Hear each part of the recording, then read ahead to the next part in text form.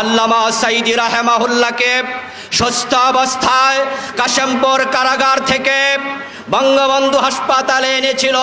তারা বলেছে তিনি হার্টের রোগী ছিলেন, অথচ আমরা দেখেছি যখন গাড়ি থেকে নেমেছেন তিনি চমৎকার হাসি দিয়ে সালাম দিয়ে উপস্থিত জনতা কেমন আছে খোঁজ নিয়েছেন। একজন হার্টের রোগী কখনো এত সুন্দর হাসি দিতে পারে না। তাকে আইসিইউর ব্যবস্থা করা হয়নি, তার নাকের মাঝে অক্সিজেনের মাস্ক লাগানো হয়নি। এতে প্রমাণিত হয় তিনি হার্টে অসুস্থ ছিলেন না। সুস্থ অবস্থায় এনে পরিকল্পিতভাবে পয়জনিং করে তাকে হত্যা করা হয়েছে। যে ডাক্তার তাকে নিয়োগ দেওয়া হয়েছিল চিকিৎসার জন্য, তাকে অ্যারেস্ট করে রিমান্ডে নিলে বাস্তবতা বেরিয়ে আসবে। বাংলার 18 কোটি মানুষ আবার জেগে উঠেছে, থামানো যাবে না। এই বিপ্লবকে কাজে লাগাতে হলে জালেমদের বিচার বাংলাদেশে করতে হবে, ভবিষ্যতে যেন কোনো জালেমের নতুন জন্ম না হয়। আল্লাহ সে তৌফিক আমাদের দান করুন, আমিন। আসসালামু আলাইকুম ওয়া রাহমাতুল্লাহ। আসসালামু আলাইকুম ওয়া রাহমাতুল্লাহ। আলহামদুলিল্লাহি ওয়াহদা ওয়াসসালাতু ওয়াসসালামু আলা নাবিয়িনা মুহাম্মদ আল্লাযী লা নাবিয়্যা বা'দা وآله وأصحابه أجمعين فأعوذ بالله من الشيطان الرجيم بسم الله الرحمن الرحيم إنه لا يفلح الظالمون।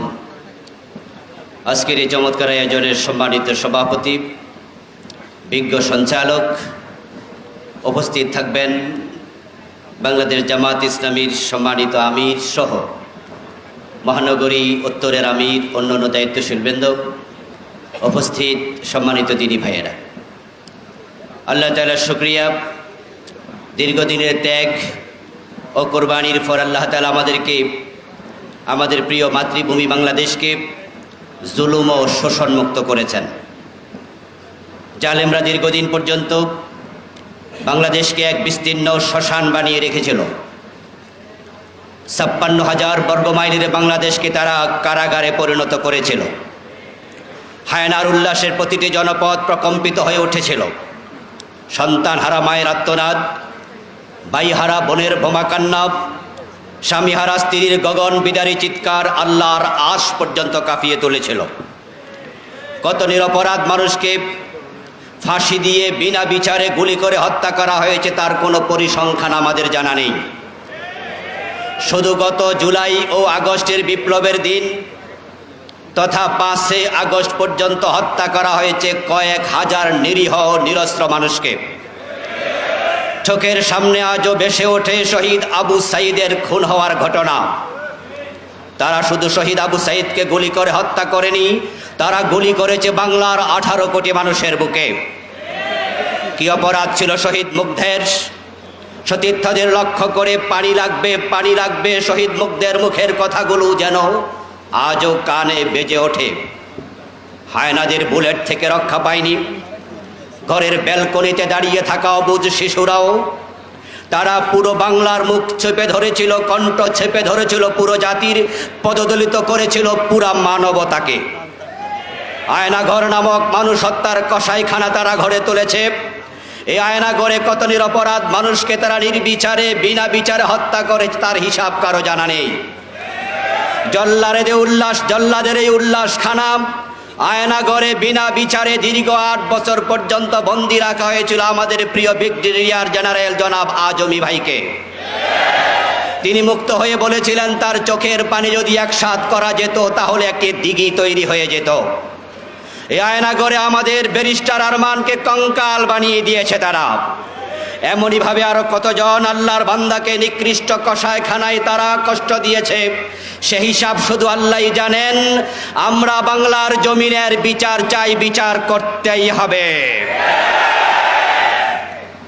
বাংলাদেশের সবচেয়ে বড় ইসলামী দল বাংলাদেশ জামাত ইসলামীর আমির মোহতারাম মতিউর রহমান নিজামী রাহেমাহুল্লাহ, আলী হাসান মোহাম্মদ মুজাহিদ, শহীদ কামাল, মীর কাসেম আলী সহ অসংখ্য নেতাকে বিনা বিচারে বিনা অপরাধে অপরাধ ঘাড়ে চাপিয়ে দিয়ে তারা ফাঁসি দিয়েছে। প্রতিটির জবাব আদায় করে ছাড়বো আমরা ইনশাআল্লাহ।